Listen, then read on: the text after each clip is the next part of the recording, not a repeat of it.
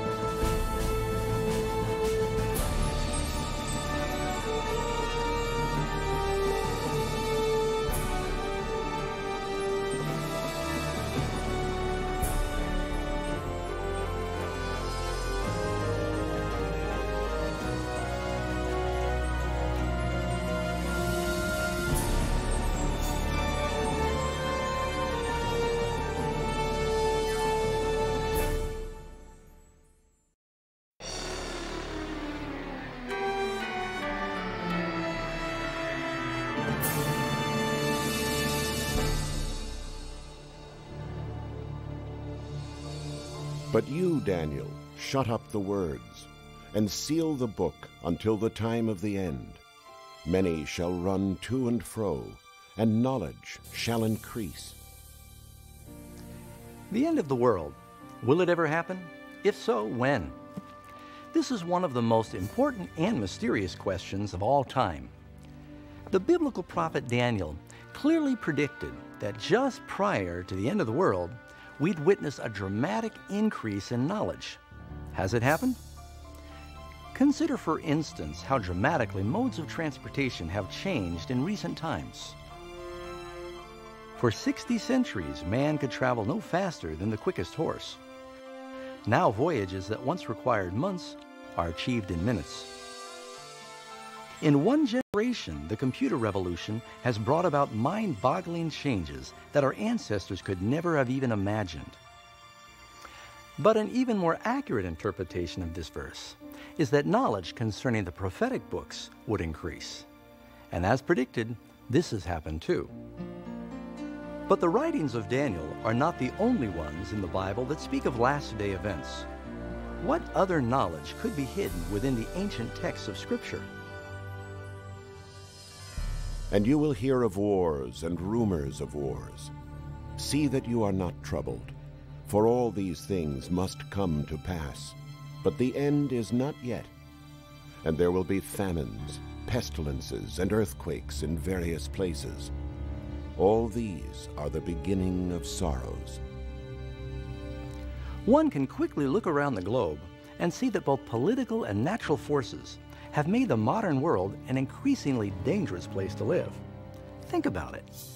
Within the last 100 years, the world has had to endure 2 world wars and numerous other major conflicts, not to mention the rise of international terrorism.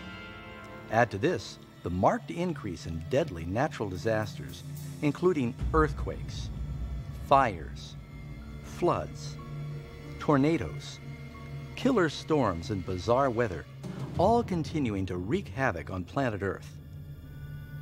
Amazingly, the Apostle John predicted that another sign of the last days would be man's ability to destroy the planet. In Revelation 11, verse 18, he said, "The time would come when God would destroy those who destroy the earth." It's clear that this prophecy has been vividly fulfilled. For centuries, man could do little more than just shoot flaming arrows or lob cannonballs at his enemy. But now we possess devastating weapons that can quickly render life on this planet extinct. In fact, Jesus even predicted that if his coming were postponed, no flesh would survive. Christ warned that we would have to face all these dangers, but they would only be the beginning of the end.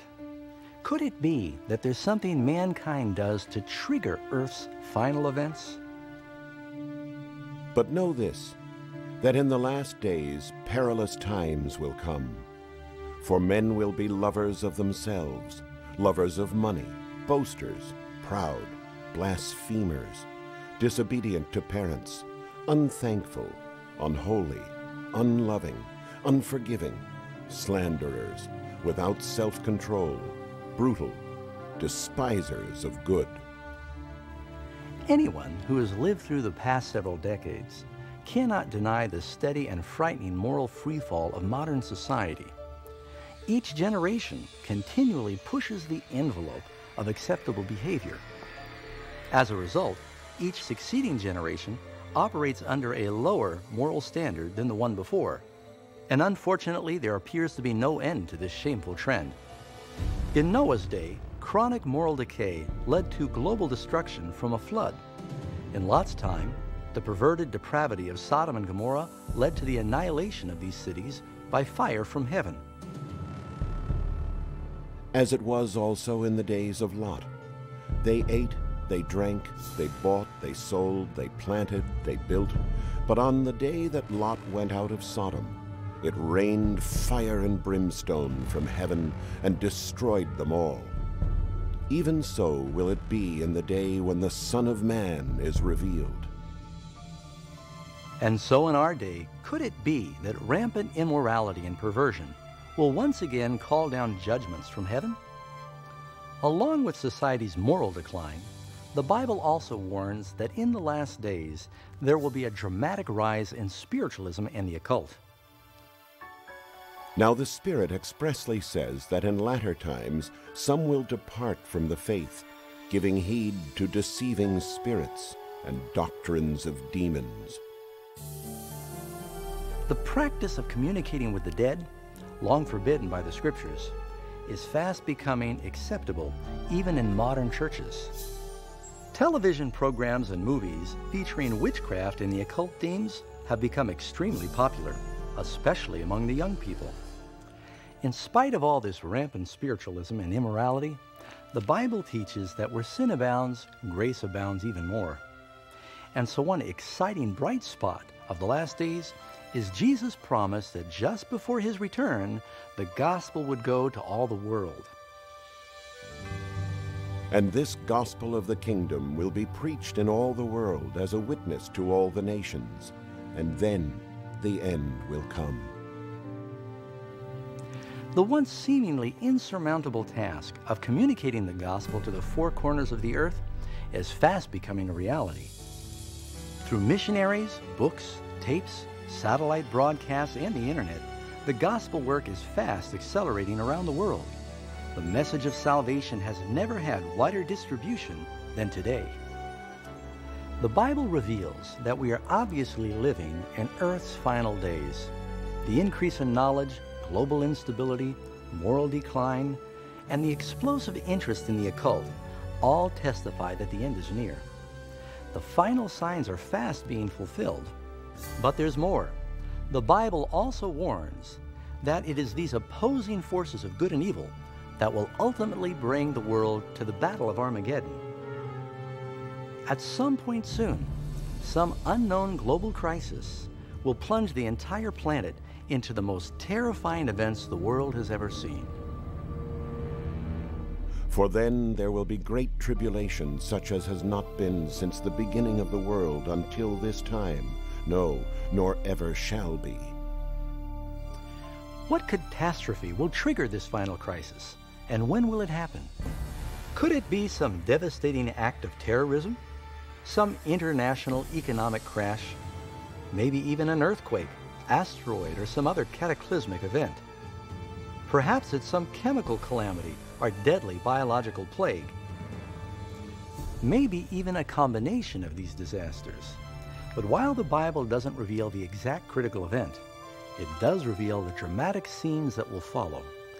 Coming up in our next section, you'll learn more about these astounding final events, shocking events, that even most Christians are unprepared to meet.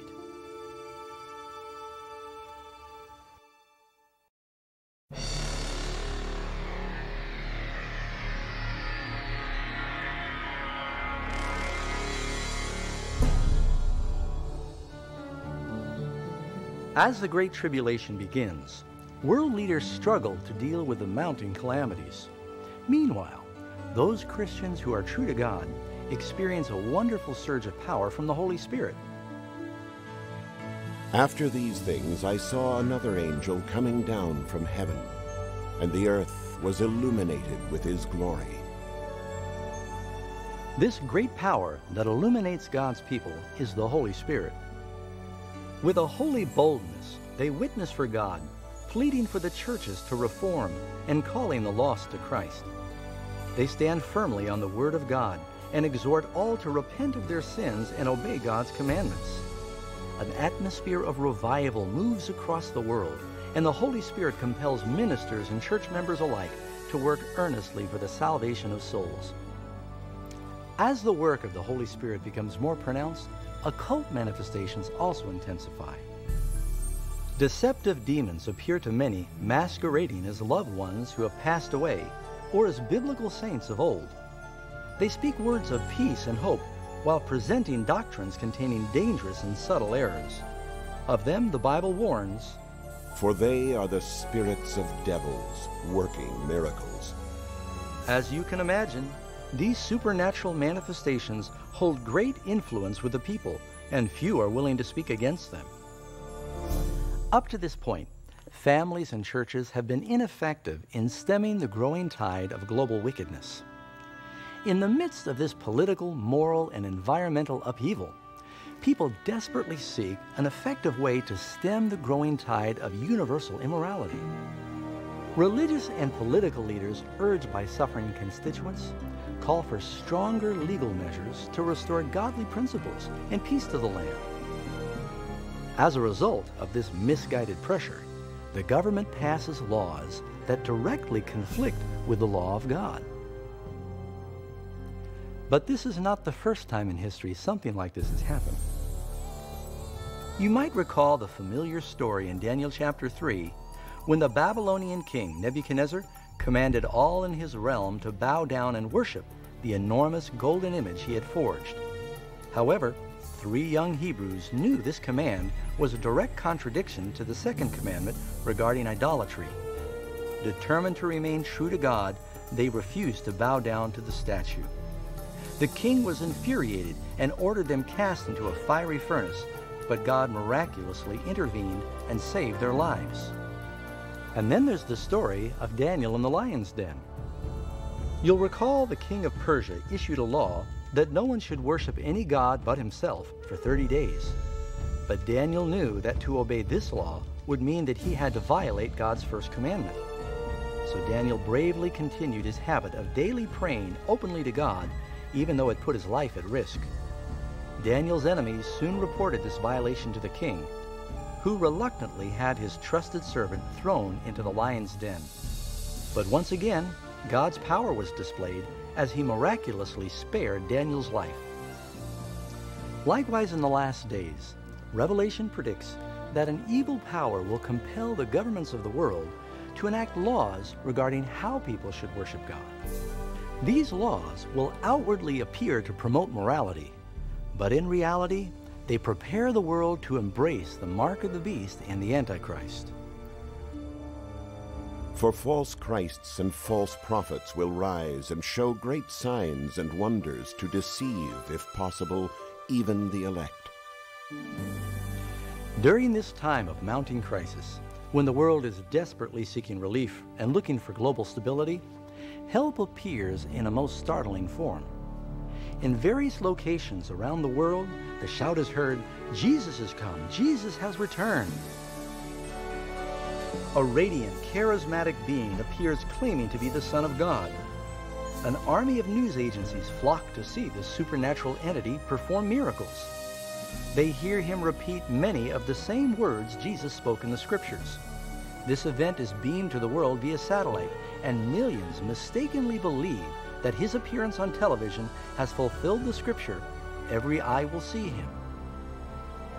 Many religions are anxiously expecting a coming Savior, and this dazzling being seems to be the answer to their prayers. But the Bible is warned in 2 Corinthians that Satan can even transform himself into an angel of light. Sadly, it's not Jesus the people welcome with open arms, but Satan masquerading as the Son of God. By doing this, the devil is able to unite the people of the world and reinforce his counterfeit system of worship. And so, the devil perpetrates the greatest deception ever carried out on the human race.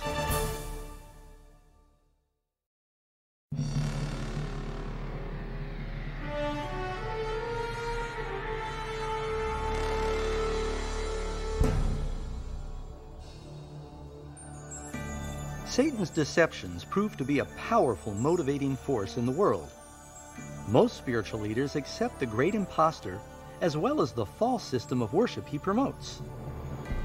As global calamities intensify, church leaders believe no time can be lost in compelling the world to adhere to the doctrines of this counterfeit Messiah. Here is the patience of the saints. Here are those who keep the commandments of God and the faith of Jesus. Not everyone is deceived. A few realize the Bible has warned of this amazing deception, and they know the goal of this false Messiah is to lead people away from the commandments of God.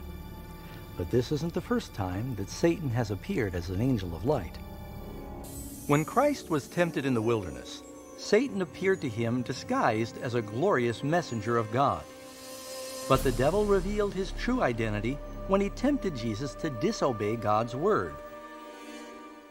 And so once again, using similar tactics, the devil tries to deceive the world into breaking God's law. No one can serve two masters, for either he will hate the one and love the other, or else he will be loyal to the one and despise the other. The world is being brought to a time of decision. The false Christ and the global strife are polarizing the world into two distinct groups: those who follow the Bible and those who follow the beast. Anxiety fills the hearts of people, and religion is the supreme topic on everyone's mind. In TV and radio interviews and in court debates, God's true followers are brought before world leaders, where they give powerful and eloquent biblical reasons for their opposition to the false system of worship being urged on the masses. The commandments of God and what constitutes true worship are at the center of every discussion. Moved by the Holy Spirit and the compelling biblical arguments of God's servants, thousands around the world turn from their lifeless churches and take up their stand with the unpopular but true followers of Jesus. The question, should we obey God or man, popular tradition or Scripture, polarizes the whole world into one of two groups. On one hand, are those who receive the seal of God, and on the other hand are those who receive the mark of the beast. He who is unjust, let him be unjust still. He who is filthy, let him be filthy still. He who is righteous, let him be righteous still. He who is holy, let him be holy still. This text in Revelation foretells the next event, when every man, woman, and child will make their final decision for or against Christ. On God's side are those who faithfully stand on His word in spite of intense opposition. On the other are those who embrace the religious traditions of man. Just as the door on Noah's Ark was sealed right before the flood, so the door of mercy is finally shut to the world, and God's grace is no longer available to the lost. The second coming of Christ is imminent. But first, the world is about to experience the most devastating series of plagues that have ever fallen on humanity. Then I heard a loud voice from the temple saying to the 7 angels, "Go and pour out the bowls of the wrath of God on the earth." So the first went and poured out his bowl upon the earth, and a foul and loathsome sore came upon the men who had the mark of the beast, and those who worshipped his image. Hope of things getting better is crushed as Revelation's 7 last plagues begin to fall on the world in rapid succession. These are the most awful scourges ever seen by man or ever will be. The first plague is an extremely painful and gruesome sore that breaks out and causes excruciating suffering for the lost. 6 more devastating plagues quickly follow. The sea and rivers of water turn to blood. The sun is given power to scorch men with intense heat. As plague after plague falls, terror reigns on the panic-stricken peoples of the world. During this time, some of the saved find shelter in desolate and remote locations where they are protected and provided for by God's angels. Others are thrown into lonely prisons. Although seemingly forgotten by man, they are not forgotten by God. God's faithful ones are shielded from the plagues in the same way the children of Israel were preserved during the plagues that fell on Egypt. Now the faithful go through a fearful time of soul-searching. Uppermost in their minds is the thought, are we right with God? Ultimately, they find peace of mind by trusting the promises of God. And the dragon was enraged with the woman, and he went to make war with the rest of her offspring, who keep the commandments of God and have the testimony of Jesus Christ. Persuaded by the false Christ, the miserable lost believe their only hope for relief from the devastating plagues is to eliminate those who oppose them. So the decision is made to search out and exterminate in one day the people of God who stubbornly hold to the Scriptures. And so on the spiritual battlefield are those who follow the traditions of men and worship the beast, arrayed against those who love Jesus and obey His commandments. This is the final battle of Armageddon. A wicked world has finally reached the limit of God's patience, and it is time for God to step in and rescue His faithful children.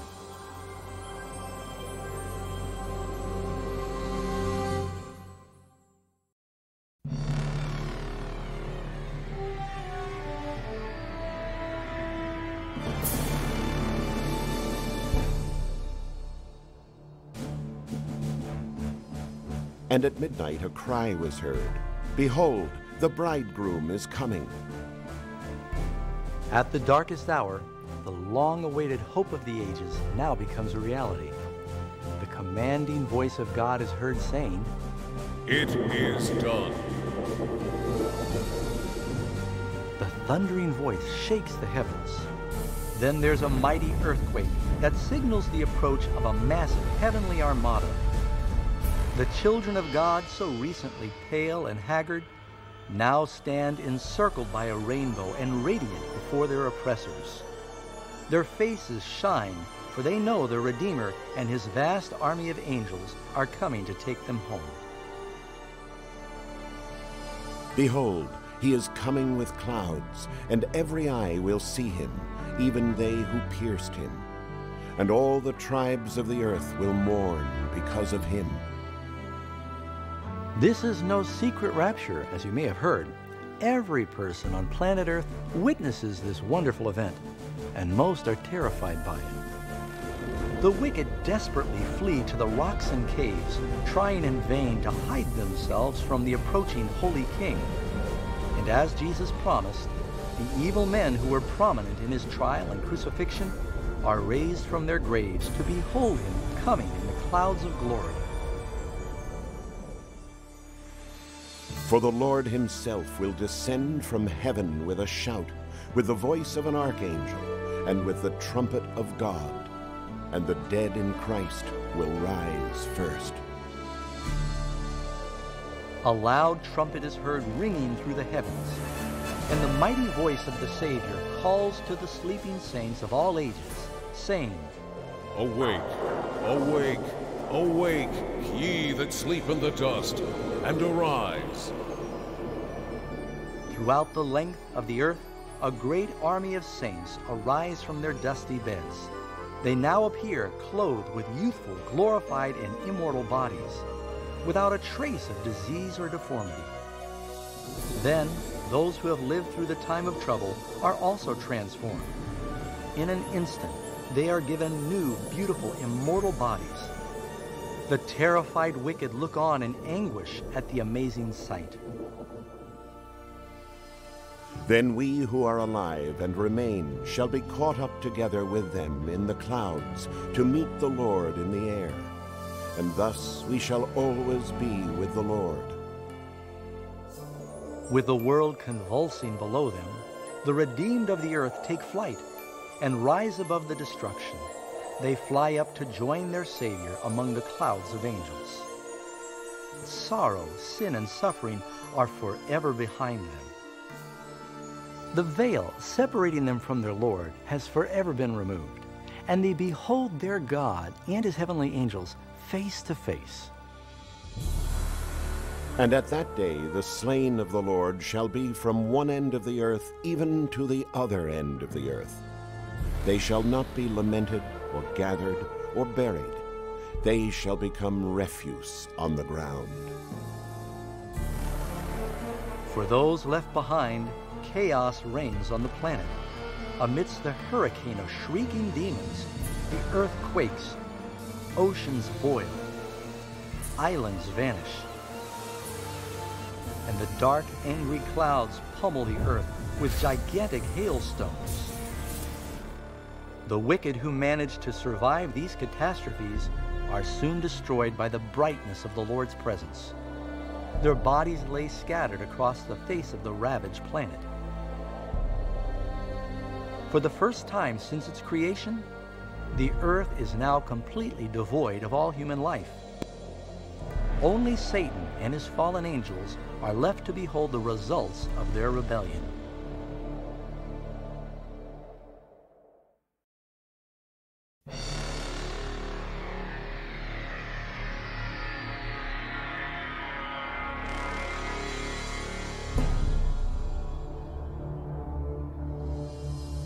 Then I saw an angel coming down from heaven, having the key to the bottomless pit and a great chain in his hand. He laid hold of Satan and bound him for 1,000 years. Surrounded by the world they ruin, Satan and his angels find themselves bound on earth for 1,000 years. They are imprisoned on this dark, desolate, and abysmal planet. Alone with his demons, Satan must simply wait and ponder his future punishment. On every side he beholds mangled cities, scorched forests, and dry bones, all the terrible results of his war against heaven. Bound, as it were, in one vast bottomless pit, with no one to tempt or manipulate, he is absolutely miserable. And I saw thrones, and they sat on them, and judgment was committed to them. And they lived and reigned with Christ for 1,000 years. While Satan is left to contemplate his fate, The redeemed enjoy the unspeakable glories of heaven. They each meet their guardian angels, who answer their many questions regarding their lives on earth. Then God, in an act of ultimate disclosure, invites them to participate as judges, opening before them all the records of the lost. The redeemed now have the opportunity to see for themselves why certain people they expected to see in heaven are not there. The hidden thoughts of the lost are now vividly exposed, and the veil is pulled aside, revealing spiritual battles that raged for every soul. Even the actions and motives of fallen angels are clearly seen. The open and transparent character of God in this matter is remarkable. As Paul foretold in 1 Corinthians 6:2, the saved participate in the judgment of the lost. Before a single sinner receives his final punishment, his record is carefully reviewed by fellow humans who know and understand the struggles of life on earth. All the words and deeds of the wicked are weighed against the word of God. The justice of their sentence is affirmed, and the degree of their punishment determined. Finally, at the end of the 1,000 years, Jesus and the redeemed prepare to return to earth. The time has come for Satan, his angels, and the lost to face the ultimate consequences of their actions. Soon the meek will inherit the earth, but God must first execute the final phase of his judgment and purge the universe of sin.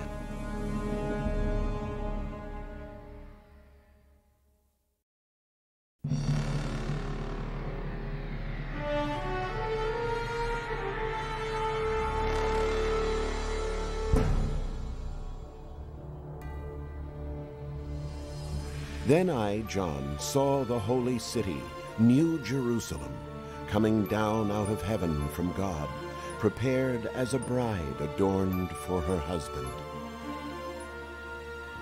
After this 1,000-year Sabbath in heaven, Christ and the redeemed, with the New Jerusalem, return to the earth. As the city draws near to the desolate planet, Jesus commands the wicked dead to rise from their dusty graves. At his word, the unsaved from every time and place now stand before God. The lost are resurrected with the same mortal bodies they possessed before their death. As Jesus descends, his feet touch the Mount of Olives. A tremendous earthquake splits the mount and transforms it into a great plain. Then the New Jerusalem, the massive city of God, descends from the heavens, and its foundation comes to rest on the plain Jesus prepared for it. Now, when the 1,000 years have expired, Satan will be released from his prison and will go out to deceive the nations, to gather them together to battle. Amazingly, Satan manages to deceive his followers one last time, and he rallies them to capture the heavenly city by force. Generals and military men of all ages now apply their combined skill to prepare for what is expected to be an epic battle. By this very act, the lost reveal that their hearts are unchanged. If possible, they would tear God from his throne and seize the holy city by force. Little do they realize that their futile war is lost before it even begins. Judgment Day has come. And I saw the dead, small and great, standing before God, and books were opened, and the dead were judged according to their works. Suddenly, high above the city, the Lord appears on his glorious throne. All the feeble war plans of the wicked are immediately arrested. As they gaze up into the face of God, the lost are made painfully aware of every sin they have ever committed. They recall every time they silence their conscience, every time they turn from the pleadings of the Holy Spirit. Some had gone to the grave believing they had successfully hidden their sins of murder, crime, and vice from all. With shame, they experience firsthand the words of Jesus found in Luke 12, "For there is nothing covered that will not be revealed, nor hidden that will not be known." As a vivid panorama of their lives play before them, each lost soul understands completely that they have, by their own choice, rejected salvation. Tragically, the peace and happiness of those inside the city will never be theirs. The feelings of hopeless despair that sweep over them is beyond words. The rebellious can't deny God's justice in declaring them guilty.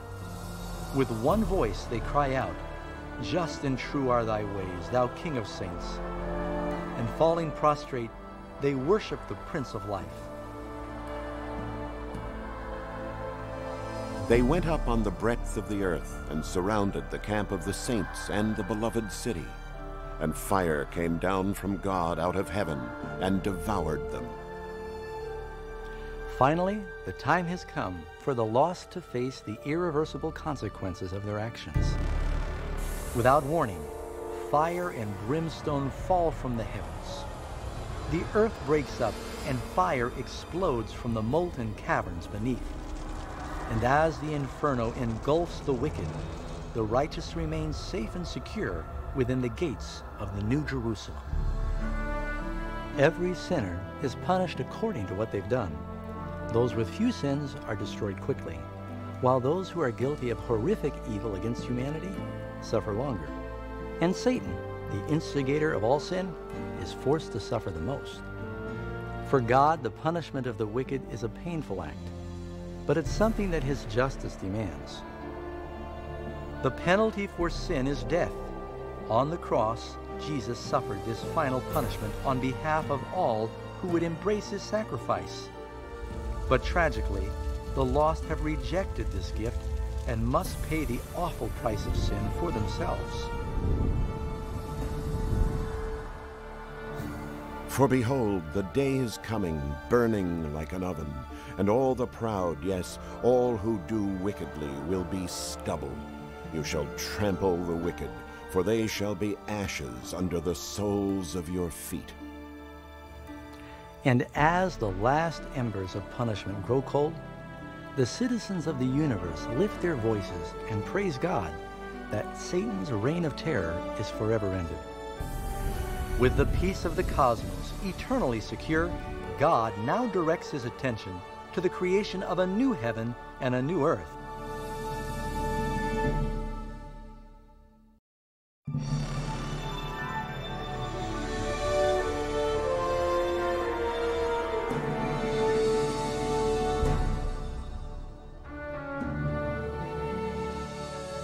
Now I saw a new heaven and a new earth, for the first heaven and the first earth had passed away. After the earth is purified by fire, the Lord then takes up his wondrous work of recreation. At the power of his word, the earth is restored into its former Edenic beauty. He speaks, and a carpet of rich, lush vegetation covers the planet. At his command, land and water again teem with vibrant life. Countless complex and magnificent creatures of every kind peacefully explore the new paradise. The invigorating atmosphere is pure and sweet. The earth becomes one grand showcase of creative brilliance. And God will wipe away every tear from their eyes. There shall be no more death, nor sorrow, nor crying. There shall be no more pain, for the former things have passed away. The security of the universe is complete. With the New Jerusalem as their capital, all created beings rejoice under the loving dominion of God. Those who have been rescued from eternal destruction share a special bond with their Creator that no other heavenly beings can appreciate. Yet while sin and sinner have been forever destroyed, one trace of the great rebellion still remains. What happened to your hand? It is the scars on the hands, feet, and side of Jesus. As day after blissful day of eternity passes, all sad and painful memories dissipate in the glory of heaven's brilliant splendor. No longer tied to a limited lifespan, the immortal children of God are now free to reach their highest ambitions. The limitless pursuit of knowledge invigorates and stimulates the mind. No longer bound to earth, the redeemed are free to explore the wonders of God's endless universe. Heaven is a place of perfect peace and harmony, where love for God and others fills every heart. The Bible promises that this coming kingdom can be your eternal home. Jesus sacrificed himself on the cross to provide you forgiveness and victory from sin. More than anything else, Jesus wants you to live with him in this earth made new. And while he's desperate to save you, he cannot force this free gift upon you. You must choose to accept it yourself. Won't you come to him today? Ask him now, and he'll come into your heart.